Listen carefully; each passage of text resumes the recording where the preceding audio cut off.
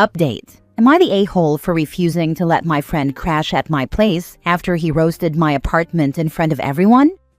Original post. Alright, this might sound petty, but I feel like I was justified.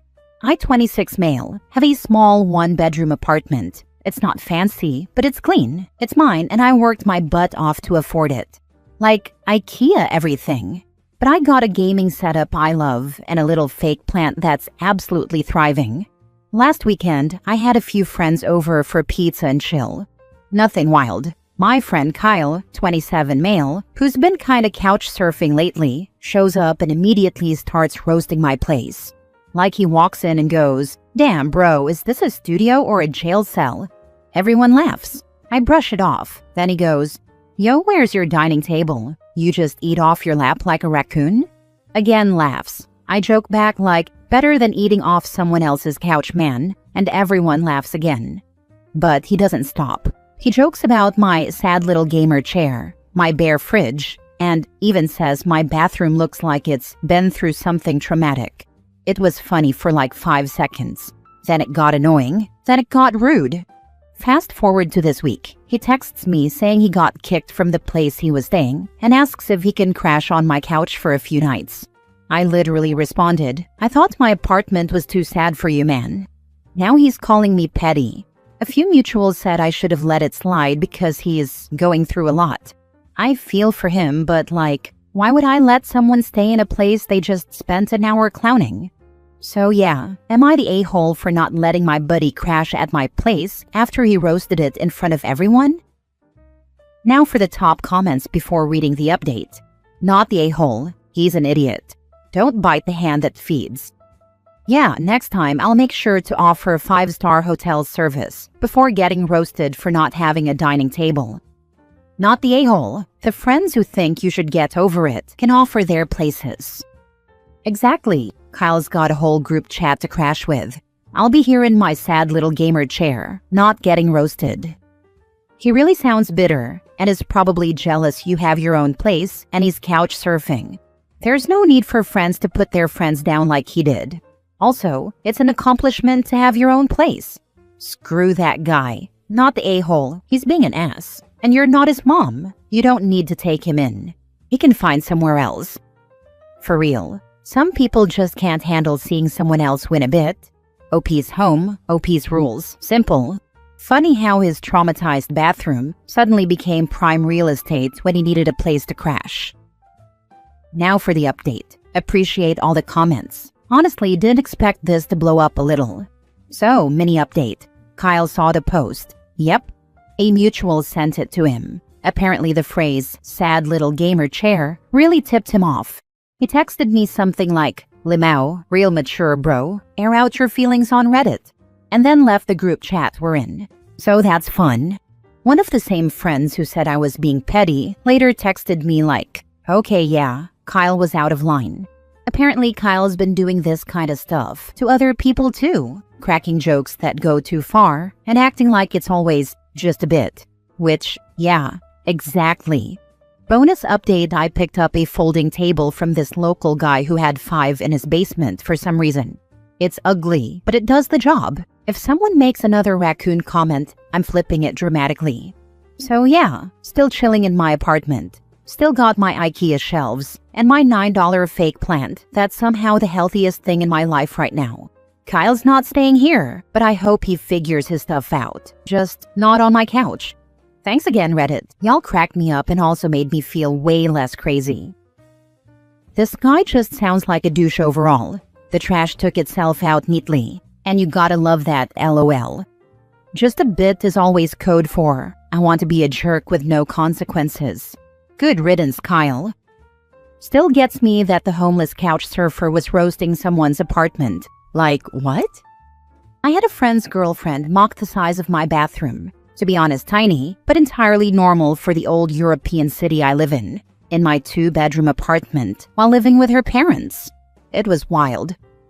Bringing others down is a sign that someone isn't happy with themselves. No doubt he feels like a total loser, because he is one right now, so he's taking out his bad feelings about himself on the people around him. A tale as old as time, and not something anyone should be required to put up with. You don't want that guy in your house. People who beat a dead horse, don't take a hint, or are proactively rude are hell to live with, not the a-hole. Yup, probably the reason why he was kicked out of his last place. He might be difficult to get rid of too. Kyle needs to get his personal act together, and he needs personality therapy. Next story. Am I the a-hole for the way I have chosen to deal with my friends wanting to split a dinner bill? I wrote a post a couple of years ago about how my friends treated me like an ATM when it was time to pay the bill. It got better for a while, and we all agreed that we would pay our own bills. That is reasonable. I made an effort to always pick restaurants that were in their price range when it was my turn to pick. I also continued to just order a drink or two and my meal with no extras. My job is fairly sedentary, so I watch what I eat. 6 months ago, one of the guys got married, and his wife always joins us when we go out. She has become friendly with the woman I'm seeing, so sometimes we go out on double dates without the rest of the friend group. The thing is, she also likes to split the bill. It's just easier, she said. Last time we went out, I asked my girlfriend to drive. I ordered an old-fashioned with very good bourbon. Whenever I finished it, I would get another. I didn't get sloppy, but it would have been very illegal for me to drive. Before the bill came, I said we should each pay our own bill, but his wife said that was silly, and we should split it. My drinks alone were about a third of the bill. It was very good bourbon. She started backtracking when the bill came. She said she didn't realize the split was that lopsided. I was fine with it and agreed that we should each just pay our own. My girlfriend said I was an a-hole for running up the bill just to make a point. I said that I wasn't the one trying to change the way we did things just to make life easy. Restaurants absolutely have the ability to split bills with ease. So am I a prick for doing this? I will never understand splitting the bill. It is not easier and always creates issues. Just pay for your own bill, people. The waitstaff can handle it no problem. I've gone out with a group of 5 or 6 friends, let's say. We might order 2 or 3 apps and share entrees, and 1 or 2 people order dessert, but then 2 other people have a bite of a dessert. In that case, assuming all the entrees were similarly priced, it's easier to split the bill. Here's what makes it work. None of my friends are a-holes. We all agree to split the bill, and the 2 people who order dessert volunteer to pay more. Same here. Every friend group I'm part of works this way, and generally we all get together often enough that friend A getting an extra drink balances out when a friend B orders dessert next time. If you're in a financial crunch or the orders are very lopsided, I understand asking for separate checks, but I'm always surprised to see people here acting like it's an unbreakable norm. I don't have the same take your girlfriend had. Doesn't seem like you were running up the bill on purpose. Maybe I am missing something? Not the a-hole, but I think your girlfriend might need to go. He was running it up on purpose to prove a point. Seems to me he was just enjoying very good bourbon. He asked his girlfriend to drive, so obviously he knew he was drinking. He didn't know about Dingbat's plan to change the status quo. Next story. Am I the a-hole for renting an apartment without telling my parents, even though they depend on me emotionally? I, 24 female, recently rented an apartment 6 minutes from my parents' house. I didn't tell them beforehand, just told them after everything was signed. And now they're saying I betrayed them. For context, I have a full-time job as a civil servant in IT. Not as chill as people assume. I'm graduating college this year, and I make enough to support myself comfortably. I rented this place because I'm really sick. Like medically sick. A few days ago, I got test results showing my stress system has collapsed from chronic stress. My doctor said if I keep living like this, I'll start experiencing symptoms similar to menopause by 25. That scared me. Life at home is intense. There are daily fights, no privacy, no space to study or relax. My dad sleeps on the floor because there aren't enough beds. I'm not allowed to play games, talk to friends on the phone, or even use my computer freely. Everything must be turned off by 9 to 10 p.m. They watch my screen, monitor everything, and after a stalker situation and finding out I had an American friend, they doubled down on controlling me. My mom has a condition where she gets seizures at night when she's under stress. I'm the only one who stays calm enough to help because my dad panics and rocks her. My sister just cries and hugs her. So yes, I know they depend on me emotionally. But the doctor said it's a lifelong condition and not fatal. We've tried to keep the peace at home, but nothing really works. The stress is constant. So I made a choice. I found a nice quiet place nearby. I thought I was helping everyone because they wouldn't need to pay for my health costs anymore. My dad could take my bed. My sister could use my room to study. I stayed close in case they needed me. But when I told them, they cried, yelled, said I was a traitor and ungrateful. That if I really cared, I would have asked their permission first. They said I need to break the lease or they'll never speak to me again and will turn my whole extended family against me, including my elderly grandparents who don't have much time left. Now I'm second-guessing everything. Was I wrong for acting fast and not involving them in the decision? Was it cruel to do it without asking, even though it's my life, my money, and my health at risk? Am I the a-hole for renting an apartment without their input, even if it means finally being able to breathe?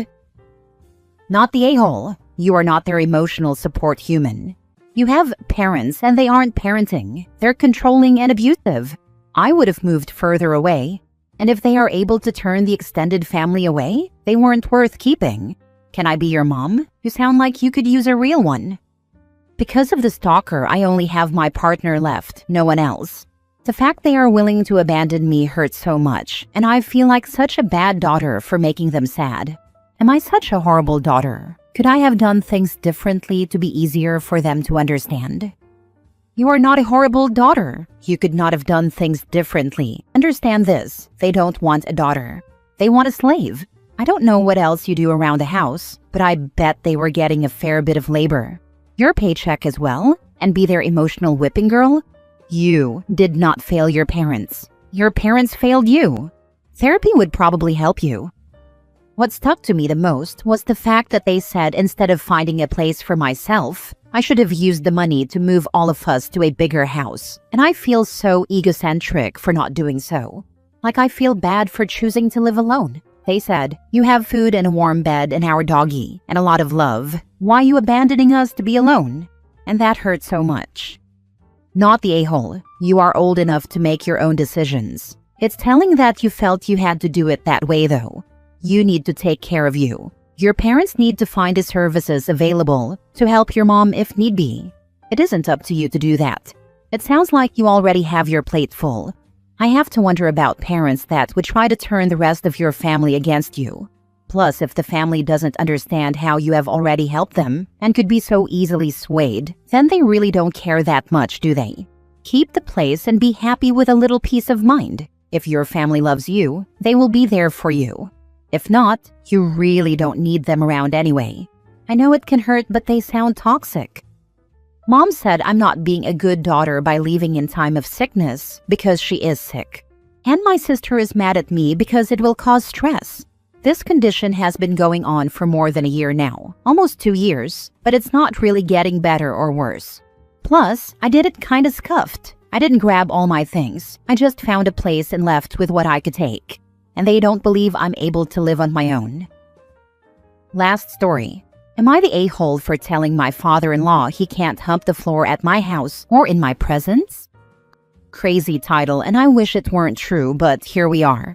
Unfortunately, I'm asking because I'm possibly in a state of being gaslit, or I actually can't take a joke and I can't see it. My father-in-law, late 50s, is known for being very playful, goofy some would even say. Well, he, my mother-in-law, late 50s, and 3 siblings-in-law, 20 male and 27 male/28 female, married couple, came to stay with my husband and me at our home, 28 female and 30 male, and to see our new little one, 7 months. Well, little one was put to bed, and we were all in the living room area hanging out, doing stretches, just casually talking, when father-in-law decided it would be funny to start humping the ground out of nowhere.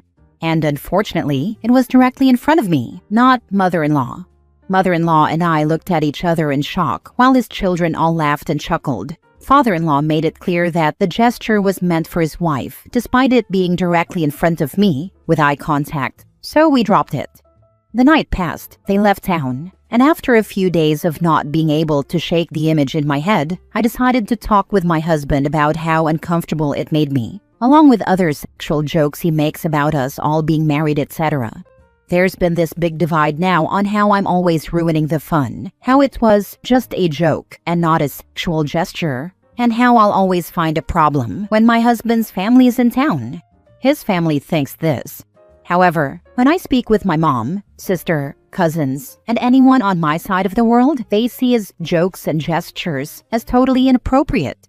My father-in-law tried to make the point that I've done TikTok dances in his home with the other siblings-in-law and my husband, and he's never felt uncomfortable because he knows they're harmless, and that it's not fair for me to judge him about this versus knowing his intent, which was to just make a joke. My point is, even though I'm not on TikTok and I don't post videos, everything I've done is postable. Him slow stroking the ground is not. My husband got mad at me for not seeing it as a joke, and so did the other married siblings who were in the room and were raised by father-in-law. So, am I the a-hole for saying that my father-in-law humping the floor in my home/presence made me uncomfortable and drawing that boundary? I genuinely would appreciate feedback because I plan to have another conversation soon, and I want to know that I'm coming into the conversation grounded in reality. Can your husband explain the joke to you and his mother? Can father-in-law? Because I don't get it either. Just straight up gross. This is a good point, and I'm wondering if I should actually ask to see what the response is. Exactly. Say you don't get it. Ask him to explain why it's funny. I'm betting his answer, if he manages to come up with one, will be it just his. Your response to that should be, but why is it? I just don't get it. Keep asking why. As a person who loves comedy and hates bad comedy, this is the way. This is my normal go-to when people try to say racist or sexist jokes to me. Usually leaves them stammering. Not the a-hole. Your in-laws are weird AF for enabling this behavior. Your husband is weird for getting upset you didn't get the joke. WTF. His father made you uncomfortable. I'd be sick to my stomach if I saw my father-in-law do that. And your husband's reaction is to get upset with you instead of address it with his dad? Gross. All around gross. I agree that the whole family is weird, husband included. It definitely has made me wonder if something happened in the home that makes this seem normal. Why did you have a baby with someone before you examined these questions? Because never in a million years would I thought I needed to ask, does your dad hump floors and is this funny to you? Never. I'm just as shocked. Truthfully, what makes this even worse is that we're a very religious community.